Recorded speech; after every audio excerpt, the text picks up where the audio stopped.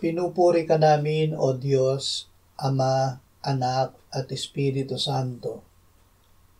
Salamat, Ama, na ibinigay mo sa amin si Jesus na iyong anak, na namatay para sa aming kasalanan, iyong muling binuhay, iniakyat at iniluklok sa iyong kanan sa langit.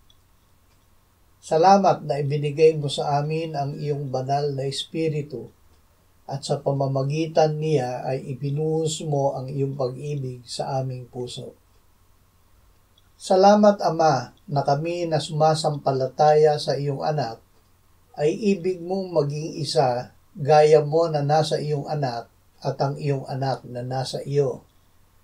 Salamat na kung saan naroroon ang iyong anak ay ibig mo na naroroon din kami upang makita namin ang kaluwalhatian at pagmamahal na ibinigay mo sa iyong anak.